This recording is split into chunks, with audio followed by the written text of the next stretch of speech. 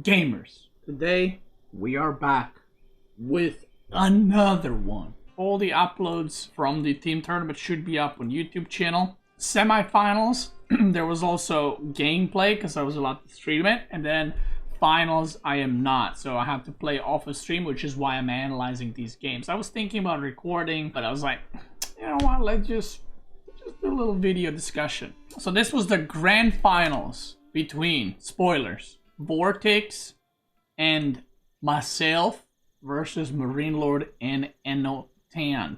Now, I'm going to try not to spoil here for those people that haven't watched it, but basically the way it worked is, the Wikipedia is not correct. MarineLorD was first in his group because it goes by, if it's like even, it went by ATR ranking. So he was first in his group, I was first in my group, and the way the groups were done is first place versus fourth, and so on and so forth. So it was very close. Some players actually didn't make it out, like Wim and Lucifron. Kilar didn't make it out. Like, I don't know who has expectations for which player, but yeah, one Canadian bro and one Spanish bro did not make it out. This was the grand final draft, and basically VortiX and I are obviously, you know, we're fine playing water maps, so we were kind of wanting to play water maps, and they seemed to want that too. I mean, they picked 4 lakes, we picked Migration Golden Heights, and then in the Civ draft, or Civ bands, because each side has 4 bands, we were a bit surprised, to say the least, because this was the bands that were pretty much universally banned the whole tournament.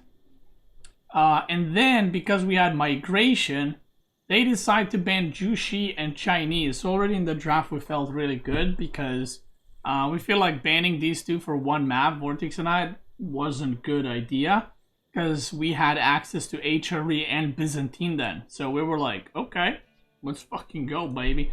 So this was game number 1. A lot of people played what they're playing, which is Ayubid Malian. We've seen a lot of Malian Japanese here as well. And funnily enough, both VortiX and I felt like that's not a good pick for this map, or it's like it's nothing special kind of thing. It's okay. Because basically you would pick Castle Rush Civ here because your gold is very close to your TC and it's between your 2 TCs, so Castle Rush Civs are, like, you know, safe. And Malian was picked because you basically start with the big gold. So that was kind of like thought process a lot of people, but VortiX and I were like on the other side, where we felt that playing aggressive civs here was best, because and a night civ, because you know, if they're castle rushing or they're Malian cow booming, they won't be able to defend, or they're gonna run out of food. So that's what we did. We decided to play something aggro, and we went with French plus Byzantines in this game. And again, Byzantine was open, so I was like, oh man, why the hell not? We picked Byzantine with French because French needs a lot of food, probably one of the civs that needs the most food out of any. And Byzantine doesn't, so I actually gave him my sheep, or most of my sheep. And then in the other game we paired Delhi with JD, because Delhi doesn't need as much food because your, you know, costs are reduced and stuff like that. So I'll speed things through a little bit. When we matched, by the way, there was some people that were even, and I knew this is gonna happen, by the way, when Mareka decided to start organizing tournaments. So basically the idea for this tournament, me and Mareka made together for Top Team Gamer, the way it works and everything, the rules, the drafts. And then I told her, like, at some point, you know, people, because she's organizing the tournament, she was casting, she was, you know, doing organization of the tournament itself, even though it was on Steel Series channel. I was like, eventually people are gonna be like, you know, accusing you or accusing us of, like, rigging. So people, obviously, when VortiX and I match, people are like, yeah, that's kind of sus, that's kind of rigged. And I'm just like, who do you want me to match to not say that, right? B was had 6-2 score. He had same score as MarineLorD.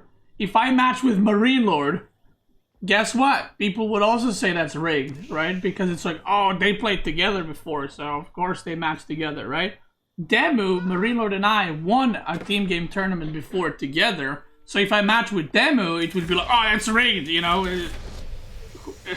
So it's like, who do you want me to match me with, right? And because B was first/second in his group, and I was first/second in my group, then us matching would make sense because it's like, okay, they won their groups or got second, so let's put them together, right? So it's like, yeah. Anyway, I just wanted to say that because I thought it was funny, but again, people will, you know, find a way to bald and maul about everything. It's not my fault that whatever teammate I got, it was a destruction team. You know what I mean? Yeah, and the funny thing is, yeah, there was a chance that MarineLorD was gonna get 4th in his group. Which then, you could imagine if MarineLorD and I were to get matched together, people would complain about that way more. You know, they would probably say like, he threw games or something for us to get matched together so we can win and shit like that. But, yeah, I just thought it was funny. But when I did get matched, so they did the drawing of the players and who's gonna play against who at the end of the first day. And yeah, when I saw that I'm playing with VortiX, I was like, I knew we were gonna win because I've played a lot of team games and tournaments against VortiX and Lucifron. MarineLorD and I played against them a lot. And we have, oh yeah, this game started really well. He killed one villager like immediately.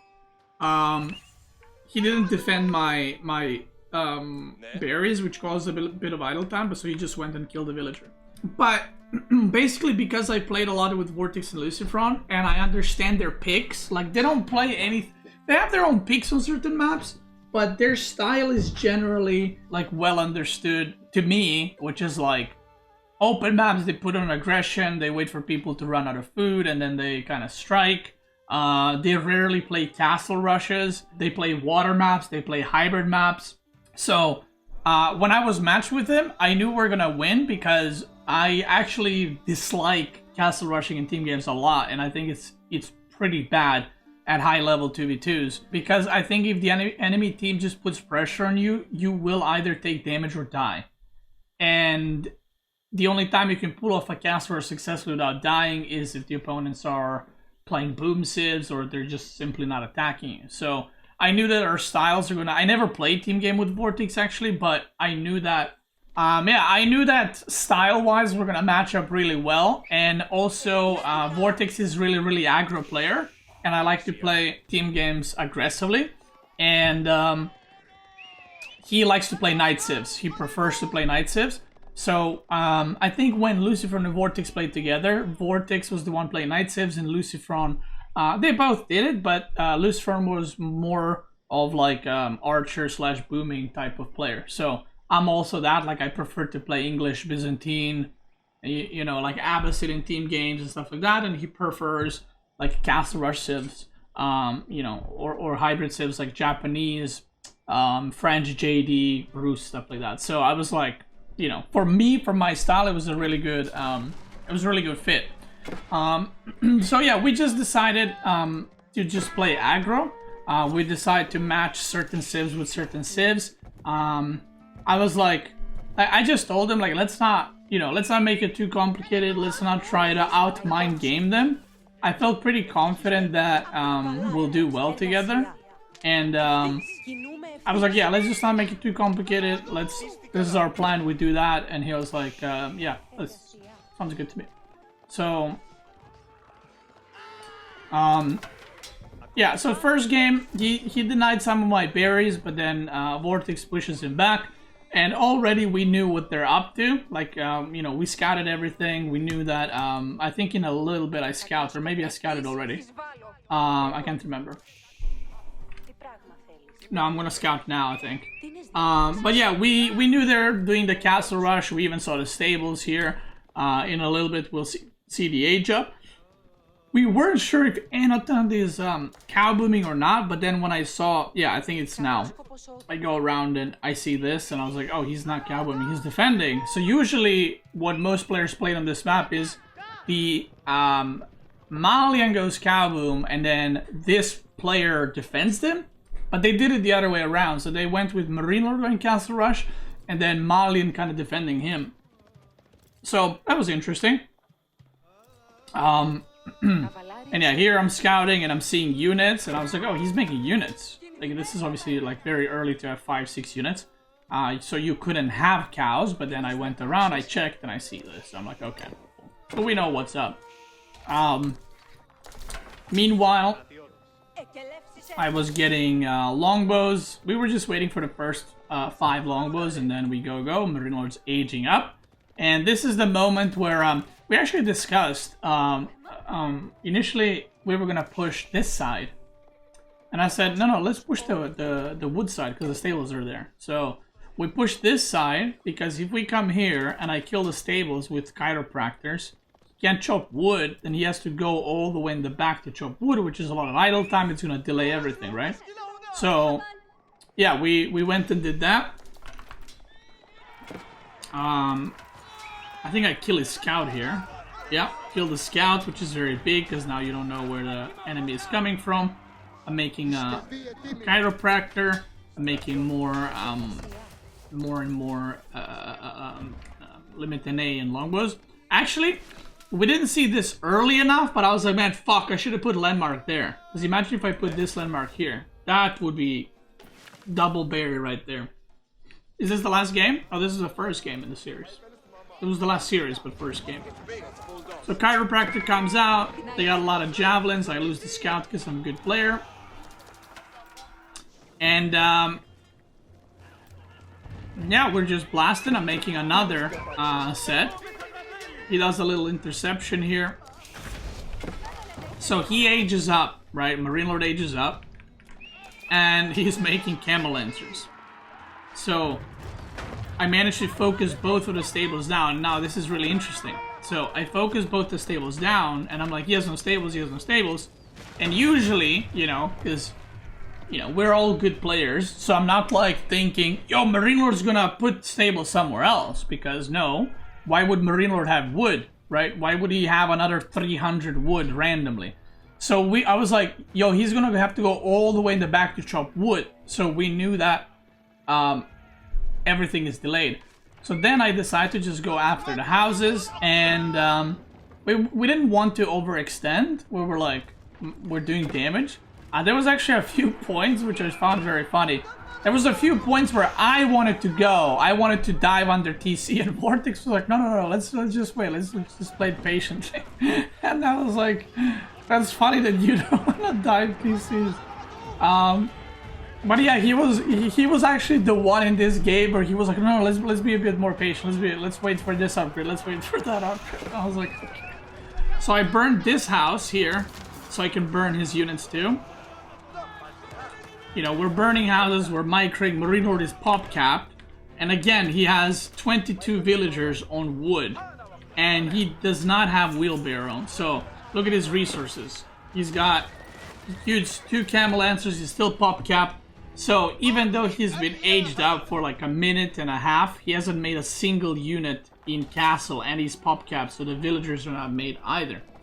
So we noticed that he's built stables here. So we lost both chiropractors, so we just remake them and we just go again. And so yeah, we just remade, we went again. At this point he had enough pop. Now he's building in the back because he notices they're gonna go down again.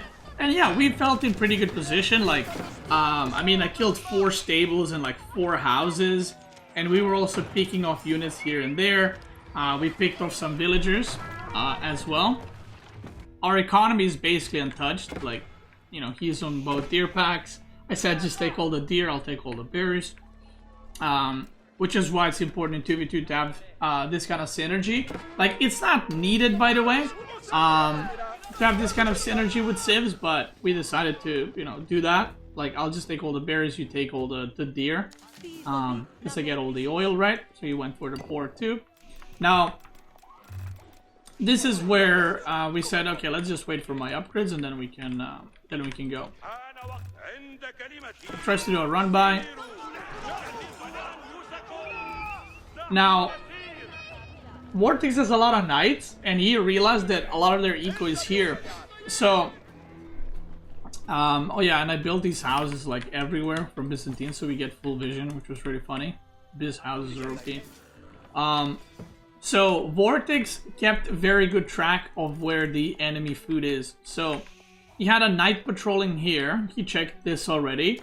And then on the other side, like right here, he knew that the food is on here. There's nothing on top. There's nothing here. So basically right now, we were kind of like, let's just wait for their foods to run out and then kind of go for it. And you can see that Anotand wasn't cow booming. He was actually just full producing cows.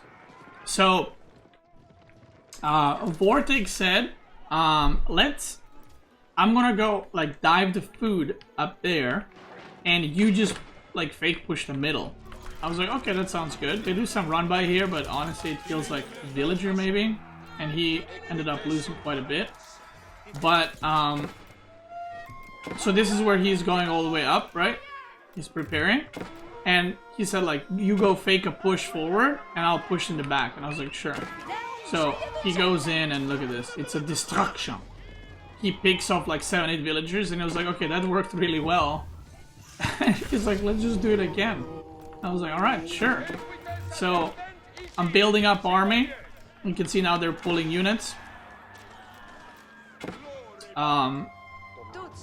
We pick off the camels that were harassing. I wall off this side so the camels don't go in because we ran out of gold, and we also knew they're gonna run out of gold soon. So he did another night run by here, and again he says, let's just push in like hard, and then I'll do the run by at the same time. So again, we're going for it, like we're diving TC, you know, so they're like, oh fuck, we're gonna die. And then he dives in again. I don't know if he kills any here. He killed one. So again, more idle time. We go, and this is where I was like, let's just go for it. And he's like, no, let's wait for upgrades, because I think he was, yeah, he was getting the royal bloodlines. So he was like, let's just wait for the upgrades, and I was like, okay. So I asked him if he wants to, I was like, do I go Springle? Because there was a mango now. And I was like, no, we can just out micro. And I was like, okay, that's fine. Oh, he catches units here too, which was pretty nice. And yeah, at this point, like, we felt the game was in pretty good control.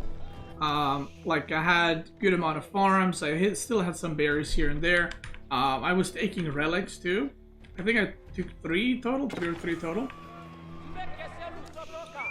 And this is where we said, okay, let's go for it. Okay, so here I see a mango now out of position. And I'm like, go. Like, you know, we gotta go. Like, this is a very good spot. They're not together. We can dive the mango.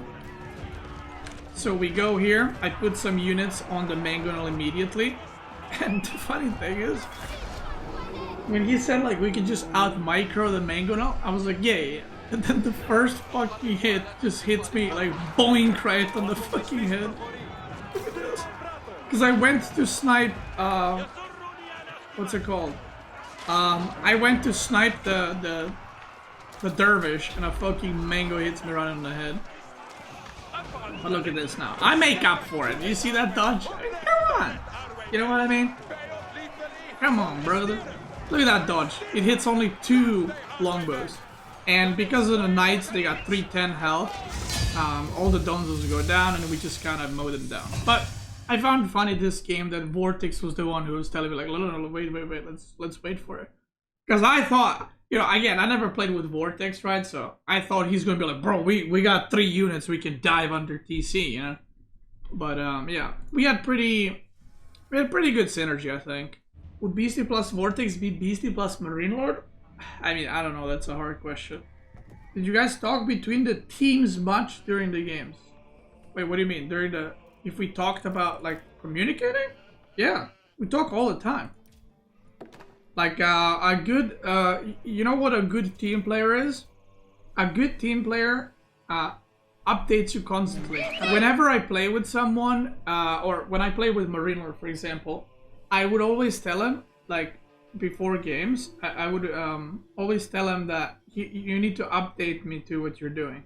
As in, if you see a scout, ping me a scout. If you kill a villager, you need to tell me I killed a villager. If you lose villagers, you need to tell me I lost 5 villagers. Because based on all that info, you're gonna play differently, right? So if I'm taking damage, right, or I'm defending, but like VortiX, let's say in this case, is killing villagers, I don't need to do anything. You need to constantly give each other feedback on what's happening in the game, because I can't look what he's doing. At the same time, if he loses 5 knights, he needs to tell me he lost 5 knights, because otherwise we might go into a fight and then the enemy has 10 more knights and I'm like, what happened? He'll be like, oh, I lost knights earlier. It's like, it's too late. So you need to be aware of these things, and in 2v2 and AV4 you need to update each other with these things, how it's going. And sometimes I just, in this game actually is a very good example of it. Sometimes I would ask him like, are you winning? How are you doing? How many fishing ships did you kill? Did you lose anything? Stuff like that. So you'll see in this game what I mean by that. So migration, we mapped out which civs we're gonna play where, and we had to play Mongol. And apparently, VortiX said that he thinks Mongol is quite decent on water maps. And he was like, yeah, you should try it. It's like it's like super smooth when you play it, and it feels really good. And I was like, all right, I'll fucking try it, right? So I picked OTD, and we knew we will either be facing Jushi Legacy and OTD, or Jushi Legacy in China, because we knew that there's a chance that they might save China for 4 legs. But either way, we were 100% fine losing this game. Like we said, yeah, if we lose this game, it's fine. We're not supposed to win it because they banned 2 civs for this map. So we were like, yeah, if we lose with OTD Mongol, it's like, it's not the biggest deal. So our plan here was basically to just play 2 1v1s, and whoever plays against Jushi to not take unnecessary trades. And for both of us, like, no matter who's spawning next to Anotand playing OTD, to push that side. So that was kind of our plan. And Jushi Legacy, for those that don't know, is like, it's the best water civ by far, followed up by probably China. You should not be able to beat them on water. I'm not saying it's impossible, but if both players play well, you should not be winning that.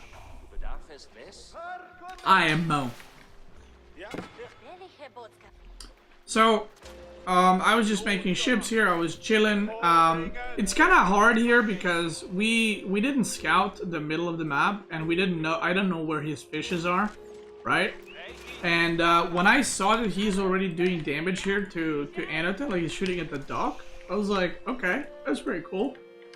Because another thing that VortiX brought up, which I didn't even think of, he's like, yeah, you don't have to build houses as Mongols. And it's funny because, yeah, it's obvious, but when you play other water civs, you have to build houses, right? Which cost wood. So with Mongol, you don't have eco bonuses, but your eco bonus is deer stones, which your villagers move quicker. You don't have to build lumber camps or mining camps, right? Because your TC is on gold or wood, and then your GUR is on either or. So you can just move that. And you have the upgrade, which you already got. The, what is it called? Pillage upgrade. Whenever you kill a ship, you get 25 gold, 25 food? Wood? I don't know what it is.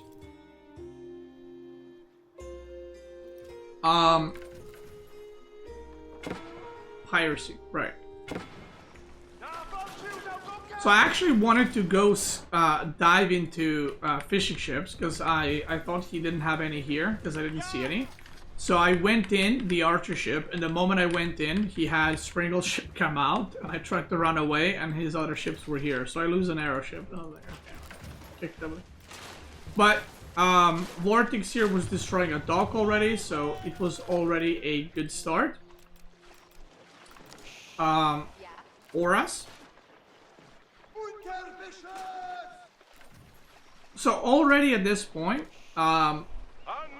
MarineLorD and I are at like an impasse where we can't really move forward, so we're both kind of just sitting here. We have same / almost identical amount of units.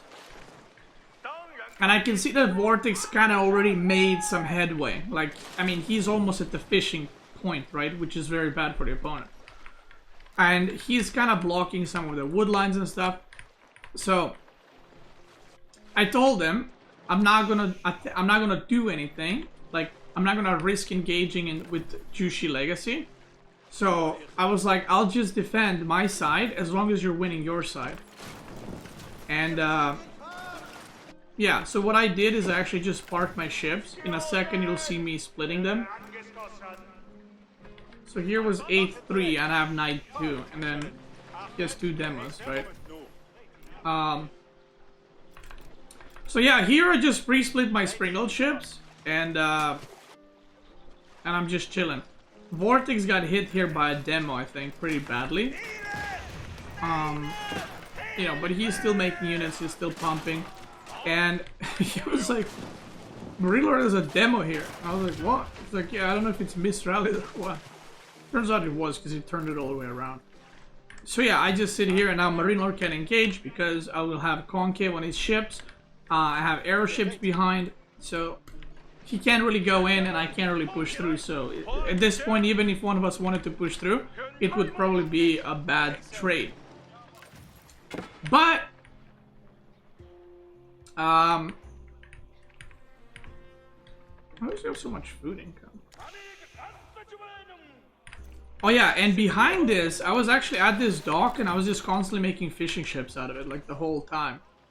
So if you look, I'm at 52 workers and Anotand is on 44. Because he has like 10 fishing ships and I think I had 19. Because I'm just constantly producing and I'm just holding position here. So, because Jushi Legacy drops off 20% more resources, MarineLorD was able to get the first age up. In a little bit. Now we're just chilling. Again, I'm watching this, like, we're kind of not doing... I'm just, like, watching this, and I'm looking at the minimap if purple is arriving here, and I was literally just watching them fight. In this game. Oh, yeah.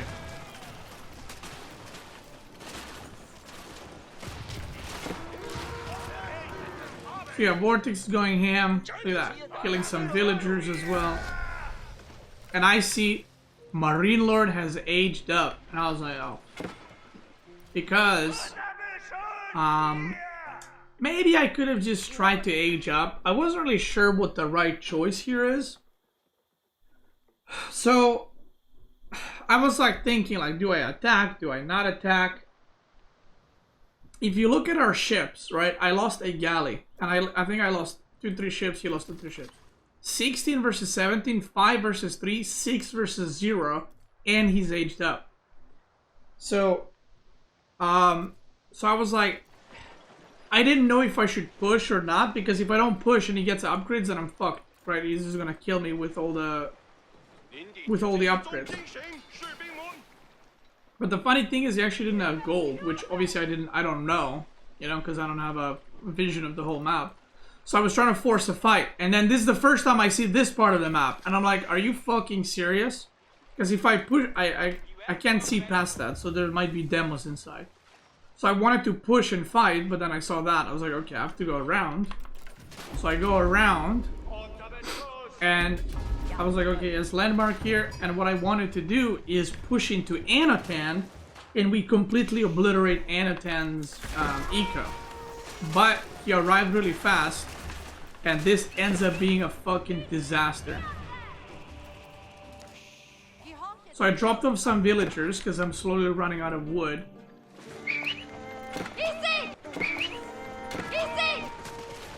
We push into Anotand. He's got like all his villagers on gold because he can't chop wood anywhere. So looking back at this, right? Obviously I could have just tried to age up and then fight, because I assume MarineLorD just clicked all his upgrades immediately as he aged up. And here it's a destruction. He's got upgraded ships and we just get absolutely fucking mowed down. And I was like, okay, that's not good. That ain't good, chief. I aged up meanwhile, and I'm trying to do some run-bys.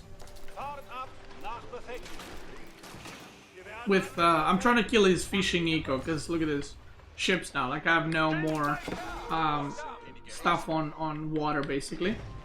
So I was just trying to hold or do some run-bys or something. And we knew that Anotand's eco wasn't as good, and the game is kind of turning into now land because I ran out of gold. So you know, we knew that Jushi Legacy still didn't run out of gold because of taxes kicked over. But we knew everyone's going to be running out of gold very soon, and VortiX actually rushed Kurultide here because he didn't have any villagers on mainland yet when he aged up. So he just aged up here. So anyway, I'm making production buildings. I'm getting pushed on water. I'm losing a lot of stuff. My fishing was in the back, and I was just trying to like do a run by into Anotand. So if I lose fishing, at least Anotand loses fishing too, kind of thing. Oh, this was I saw this as it happened, by the way. So as this exploded, I saw it. I was like, uh-oh. 16 OTD villagers kicked over. So now the game becomes very interesting on migration. I think 2v2 migration is a lot more fun, by the way. I think FFA migration and 2v2 migration is way more fun than one-on-one, because in one-on-one it's first of all, when we did migration in the last tournament, we played on a 4-player size. So we played it on this size map, but it's so like such a long path to get from here to blue. So you have to like drop scout and villager and then you dock here. So then it turns into this like water constantly. But because you're kind of close to your opponent here and on this side, you don't dock the other side. So where I felt like it was a lot more fun in 2v2, because the game very quickly, like 15-ish minutes, you start moving to the middle. And it's not as clear-cut as, you know, you just make units and you win, because then there's 4 people, right? So you have to kind of work together and stuff. So here, Anotand actually wasn't making any units yet, because his eco was pretty bad, and he just dropped off his villagers. His fishing eco was kind of dead. So MarineLorD's the only one making units here, and VortiX and I were both making them. So he went for horsemen, I was making units over here, and now one thing that happened, by the way, is I don't think they noticed for a very long time, but he left 2 galleys to kill my fishing ships. And I moved my fishing ships here, and I was like, oh, I mean, they're gonna die. Like, I lost water control. So I just moved them here, but these guys, 13 fishing ships, I was actually fishing there for a very long time, considering I had no map control. So Anotand ages up with Burger here. We decide to go for it. He's got horsemen. I got some crossbows, some archers, and OT crossbow are very strong, obviously. So we're kind of getting into their production, and I was like, okay, we gotta fight this. We gotta kill this. Meanwhile, VortiX on his side. Look at this. He didn't have armored hull. He just had the sprinkled upgrade. So he's just kind of farming MarineLorD here, and MarineLorD's trying to move through. And he actually traded really, really well there. So they're still kind of, you know, having some units in water, making a ship here and there. And VortiX was also making a ship here and there, but he was mostly kind of just trying to hold. We were focusing on land quite a bit. So now he's chopping wood.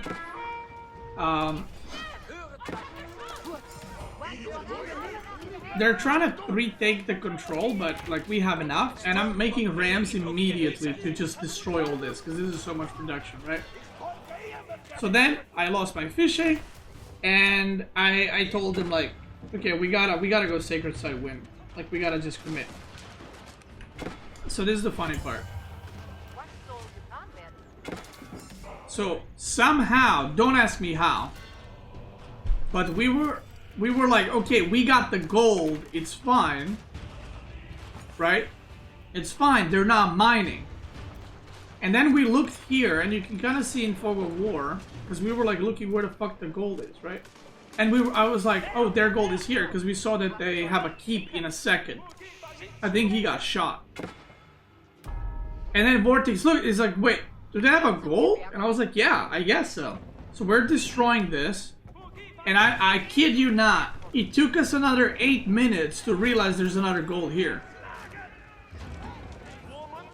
I was like, wait, there's 3 golds? And I don't know why we were both so surprised, because in migration, the amount of golds in the middle is the amount of players -1. But it just, like, in the moment, it didn't click, right? So I didn't even see this gold here. Because we thought we got the gold, so we're chilling, kind of thing. So I told VortiX, like, okay, let's go for Sacred Side win. Let's just mass. I'm gonna make a keep. We're destroying the production. I'm gonna take the relics, which is very good. And I was like, do you have any food? And he said, you know, I have some, but he said I'm gonna go full siege from here on out. And I was like, okay. So I was like, can you just send me all the food and I'm gonna age up? Because I was thinking, like, what if we get landmark sniped on land? Then we lose the game. He kind of regained water control, and then he was actually pushing. His MarineLorD is on the other side. So now Anotand's water is in trouble. He's got no ships. And I think in a little bit you'll see, yeah, he sends me 1.1k and he sends me more. And I was like, okay, I have enough. I bought some food. And I had enough to age up. And I was like, where do I put it? Where do I put it here? Do I put it here? Because we didn't know where they're going to come from. Like, this is... Our vision is kind of like, we have no water control. So they can kind of drop transport ships or something. So I was like, I'm just going to drop it here. You know, just to not risk it. Maybe I could have dropped it, like, here or something. To block off the gold, but... So I age up, and now... Our buildings are gonna get, or my buildings are gonna get 33% reduced damage taken. Which is very nice. So all the production here is destroyed. He goes for gold here, because we ran out. And I'm like, yo, villagers! And, he loses a couple there. I put my relics into keep Elsbach and Tower that I yoinked. And we're just trying to work on this keep. He has Mongol Trebs, which are obviously Kek W. I was gonna start making Culverins. I'm still making like men-at-arms and crossbows and stuff. And now we're just, you know, trying to get a Sacred Side win basically. He sends me more food because he didn't have any production buildings. He had like stables, and obviously horsemen are not that great at holding Sacred Side, so he was just sending me all food he got from fishing here. So, for me to make units, and basically he makes siege. We were trying to snipe the treads because they were destroying my tower, which I wanted alive. I'm making a town center for emergency repairs.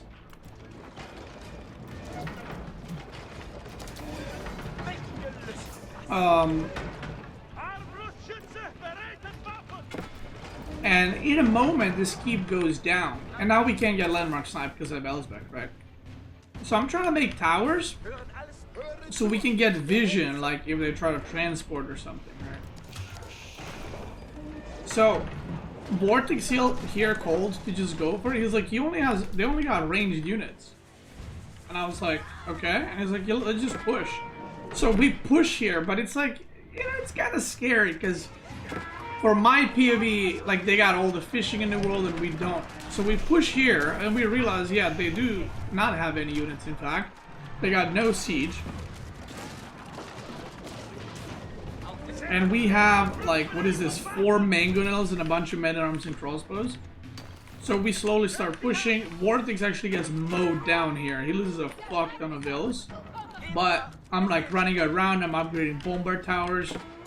I'm losing villagers, but here they were losing too. He had some good mangoes right there, and here it's like the end of the road, you know. So they gotta actually push. So they pull villagers. Oof. So they pull vills. Look at this.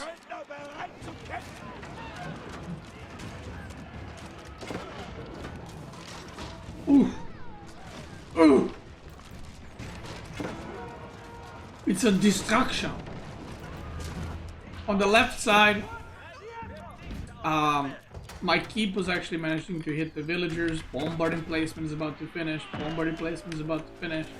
And Sager's at being 3 minutes. I mean, they literally don't even have units remaining, I think. It was like their whole army. So they end up tapping out. And migration is kind of cool. Like I said, in 2v2, like water is everything. Like you have to go water. But at the same time, if you stay on water too long in 2v2 games, it just massively falls off on the value, right, that you're having. Like, yeah, it's good to have fishing and it's good to have water, but then if you have all the fishing and you have no land, then you're going to lose, right? It's a fine balance to where, like, if you don't transition to land well enough, the water doesn't become irrelevant, but it's not enough. And then on the other hand, if you lose the water too fast, then you're also going to lose the game immediately. Why not go for a trade on water? So we actually didn't even think of it. That's something that we could have done. We could have both played passive and just water traded. I haven't seen a single team do water trade. So I think people genuinely didn't even consider it. Now this is game number 3. It was a best of 5. This is on Dry Arabia. Dry Arabia. It was French Delhi versus JD Delhi. Now, so a lot of people actually consider French a lot better than Delhi in team games. And I don't know. I still, like, I feel like JD with Hero can get a lot of value. If you level it fast enough to 3, you can do some like massive damage to archers. But a lot of players feel like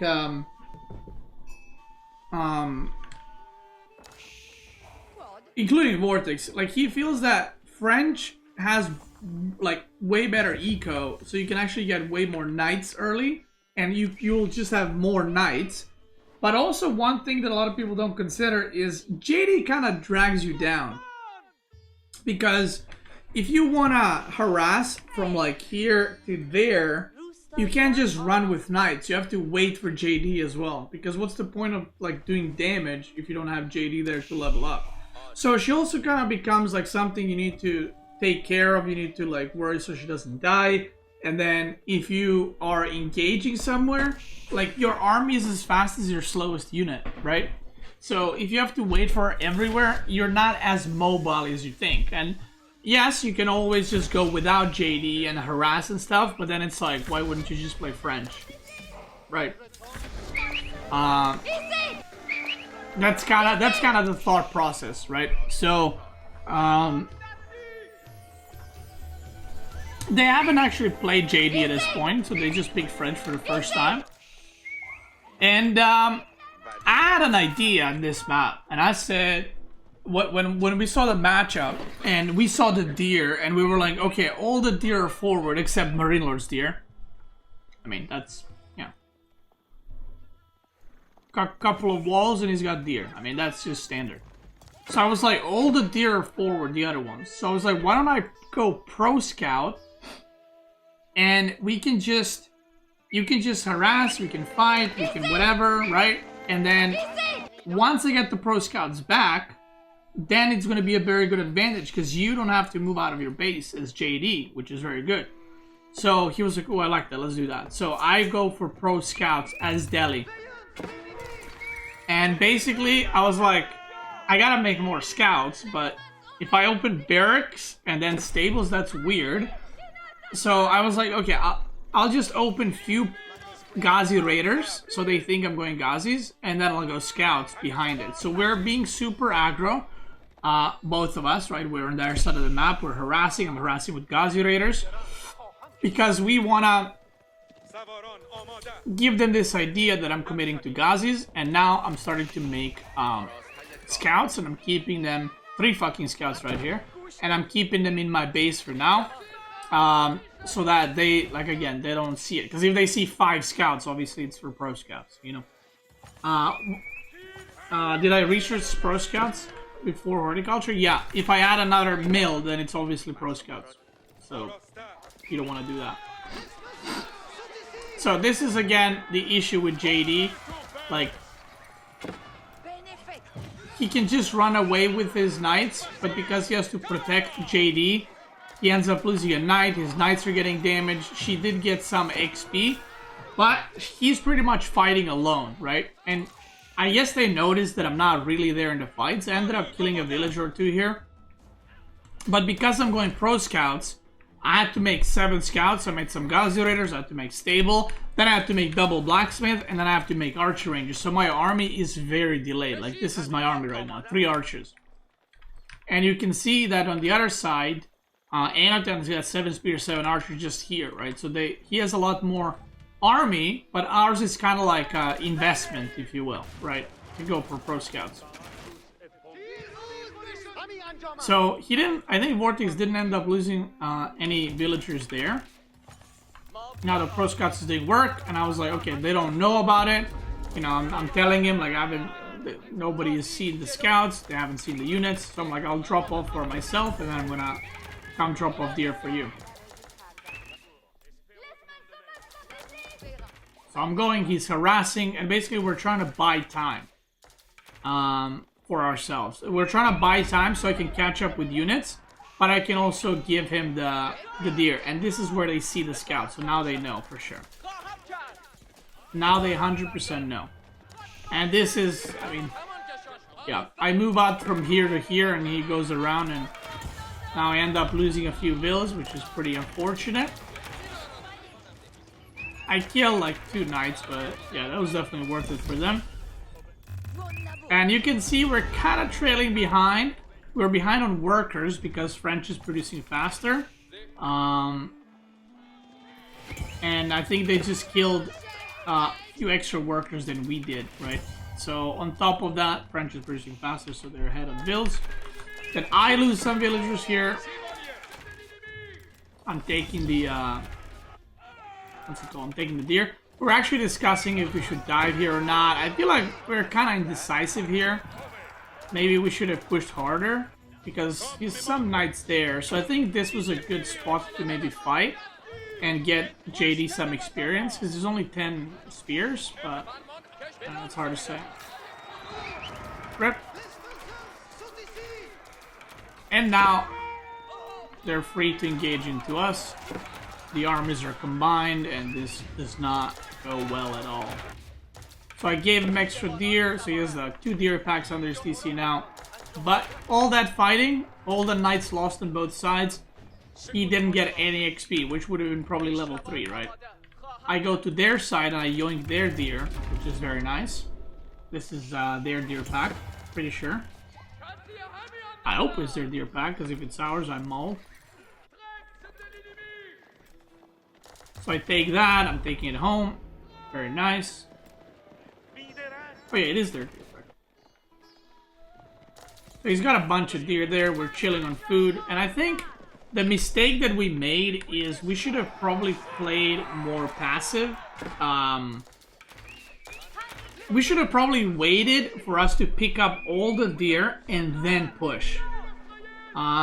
Because before that, we were trying to fight before we got the value from the deer. Because the real value from the deer comes when they run out of food in the back. And then they have to go forward.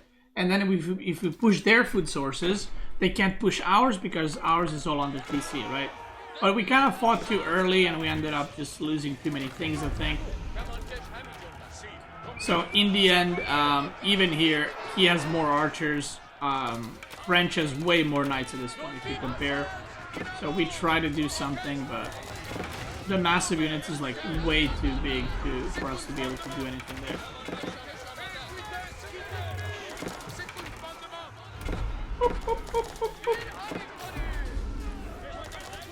And we end up losing the end.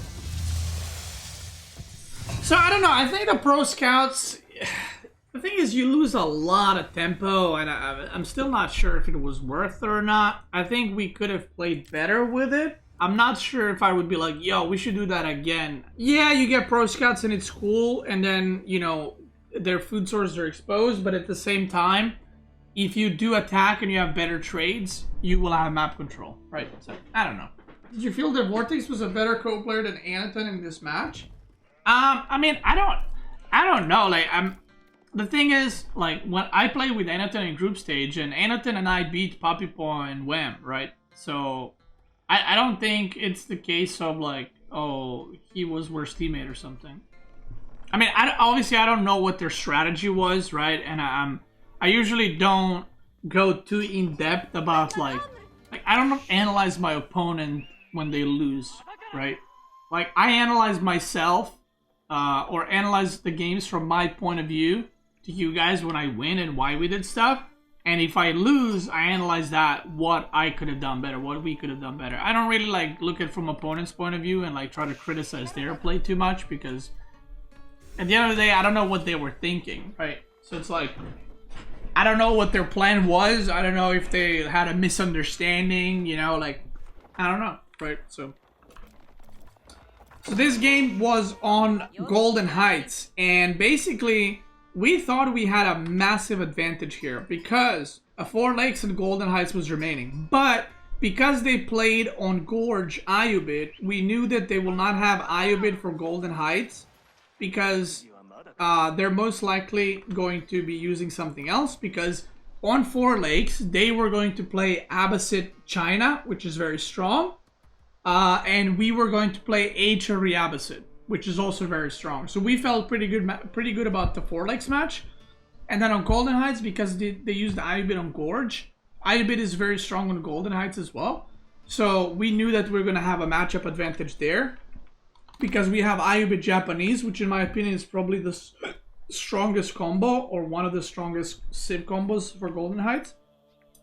So they had Japan Mongol, which, yeah, I actually discussed this with VortiX yesterday. It's kind of funny because Mongol used to be like the go-to for hybrid maps, but now it's not even considered good anymore because the meta has changed. The other civs are a lot better, and yeah.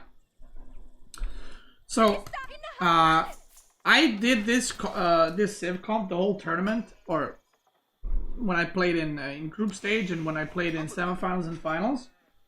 We did this combo in plan because basically both Iubit and Japanese are Castle Rush civs, right?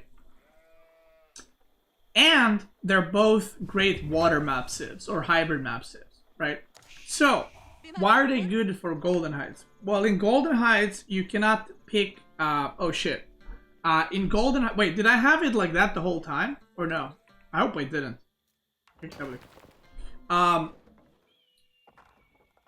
Not the whole time? Okay, thank you.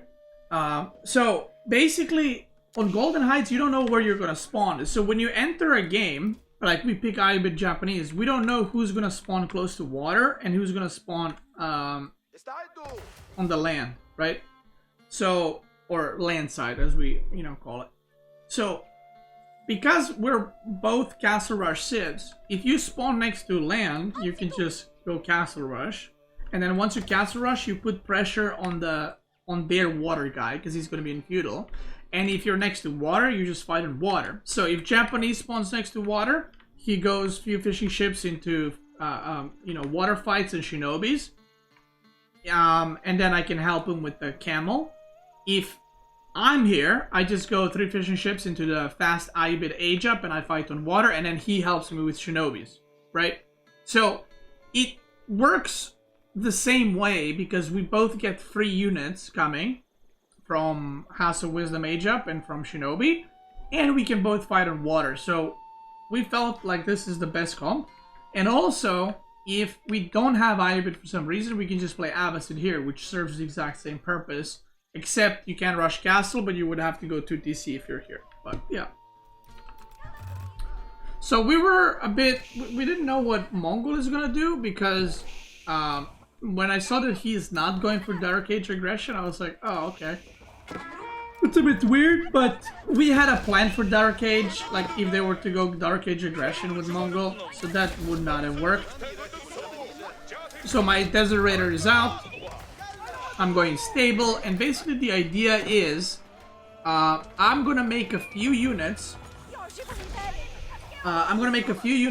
Go there to kill his shinobi to help VortiX on water, And when I go to kill the shinobis, I'm gonna just make a ram. And I'll be, what's it called?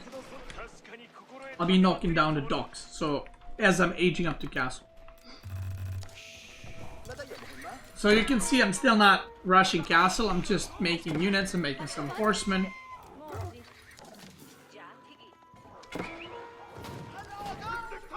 I start making the ram, because you can make a ram with cavalry with Ayubit if you age up. With military wing, he's got some Keshiks now. The ram is almost done. They're doing the water fighting. And VortiX is slowly gaining ground on water too. The ram is here, and this is where we just commit to fight fully. Like, I'm like, okay, I'm gonna go for it. This is, the dock is disabled, so I'm trying to destroy it. He lands a demo on everything here. They're trying to dive the ram so they don't lose the docks, because ram is like so strong here. They end up losing a Keshe, they end up losing Shinobi. And then the water fight is pretty much won. Right. Now, I kill the scout, I kill the villager. So now, I use my units to prevent the age up from MarineLorD, so he can't rush castle. The water's gone, so now VortiX is gonna make fishing ships. He's already making them. So, at this point, I was aging up to castle, but I was actually getting all in by Anotand, which I was like, what the fuck? Because I did not expect that. Like, Mongol, like, if he tower rushed me maybe in Dark Age, and then went for this, like, okay, but I didn't expect him to just age up and try to ram push me. But I felt more than fine here, to be honest, because like, we were keeping MarineLorD off the gold, so we knew he's kind of, you know, fudged. VortiX is just booming on water now, and I'm aging up to castle. So even if I lost a few villagers, I mean, I'm aging up with economy wings, so I'll have 8 extra, right? So it's not that big of a deal. And yeah.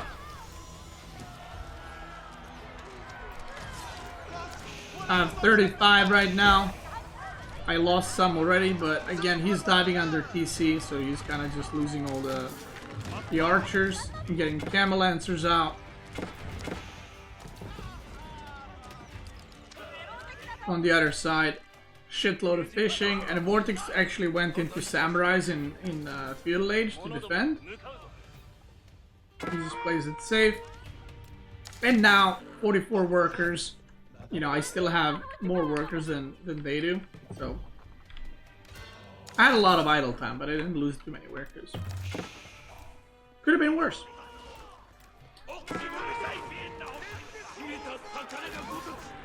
So I was making a ram here to try push, and then I realized he's still making units, and he's actually like making spearmen now. So I was like, oh. I went archer ranges to defend that. And from here on out, I was getting a lot of relics. I think I got all the relics in this game. So I was just kind of chilling, and then when I saw this army again, I was like, oh, he's pushing me again, because I went to attack MarineLorD. It's like I said, if you're here and you castle rush, you're supposed to attack the water player, because he's already far behind, right? So I'm getting archers where, you know, pushing on the top side, and if I just stayed at home with these, I would have mowed down this push super easily. These are just 6 spearmen. So I would have destroyed this push, but I went to dive MarineLorD's base. And we end up, like, he's got a lot of idle time. He ends up losing a lot of shit. On the other side, I lose some villagers. So it's a bit of a messy game, right? But it's not that big of a deal. VortiX ages up the castle now, so you can upgrade his units. And look at the relics now arriving.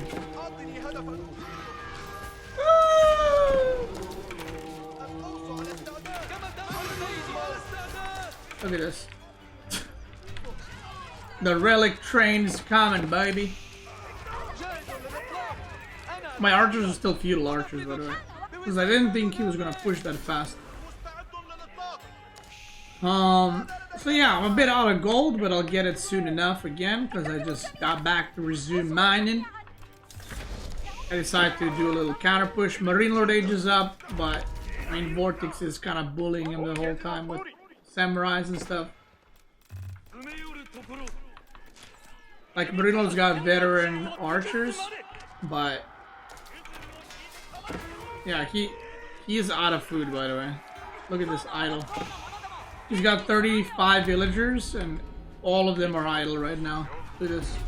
Literally all of them are running. And on the bottom, I was about to push into Anotand with upgraded units, which means that your champions are VortiX and Cutie Patootie. Which, you know, I am no scientist, right? Every tournament we played with MarineLorD for like the past 2 years, we won 2v2 tournament. And I always said, I carry your ass, noob. And now we had different teammates. Proof is in the pudding. But yeah, either way, it was a lot of fun. The tournament was a 2-day event. I kind of wish it was longer. Shout out to VortiX. Like I said, we worked really well together. All memes aside, it was a lot of fun playing with them. Marika and I already discussed the plans for the next one. And one thing I suggested to her is, why don't we do the next one where we only invite like 8 or 10 players, but the matches are best of 3 or best of 5s, where there's a few days before each event. So for example, you know, it would be like MarineLorD and I are playing versus Luciferon and Wham on Friday, right? So then MarineLorD and I have 5 days to practice together to prepare, and then you do the match, best of 5. And then the moment we finish the match, we're given our next teammate, and then it's like me and Poppy Park are playing against, you know, VortiX and fucking whoever, right? So basically the same system where, you know, you kind of round robin, but we were thinking about doing one group of 8 to 10 players. Everyone plays with everyone.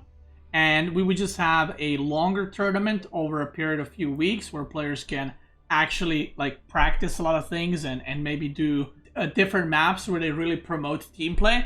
I think the map pool that we've had, I mean, I can show it right here. The map pool that we had was fine, but after playing some of the games, I think some of the maps could be removed/replaced. So I think Cliffside, in my opinion, was a bit boring. Because everyone was speaking Delhi and just walling immediately. Even though there was fighting, I think Dry Arabia is always great. I thought Golden Heights was a fun one. Maybe a bit too repetitive with the civs, but I think that the games were fun. I think Gorge is a great team game map. The way it spawns, I think it's a great team map, where it's kind of like the spawns, you're close to each other, so you can play Castle Rush civs, but you can also play boom civs, but you can also play aggro. Himeyama is probably the map that I like the least in this tournament.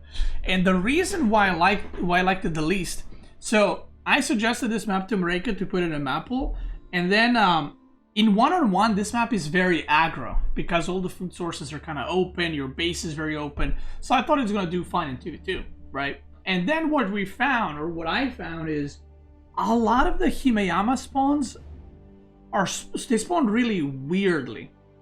And the reason why they spawn weird is you spawn closer to your opponent than you spawn closer to your ally. So what is the problem with that? Well, the problem with that is if you spawn closer to your enemy, you can never go play with your ally. So there was a point in the semifinals where we played against Demo and Louis, and I said, I cannot come to help you, because if I come, Demo is just gonna dive into my base. Because the distance for me to go to VortiX's base was longer than for Demo to get from his base to mine. So it kind of turned into just like a one-on-one, and there was barely any interaction between the allies. So that's why I didn't like it. I think King of the Hill is a great map for team games. I think King of the Hill is terrible for one-on-one. It's like the most boring fucking shit, I think. But in team games, I think it's great because you have so many different styles. You can go for expands, you can all in, you can go for sacred side win, you can castle rush into sacred sides, and I think making it a team thing, 2v2, it's a lot more epic when like 4 players are fighting on the hill kind of thing. Migration, I think, was great. So initially we were supposed to have Archipelago, but Archipelago was having insanely bugged spawns. Bro, what the fuck? What the fuck? What the fuck is that? Yeah, we should take out Archipelago. Why? Well, I just got this spawn.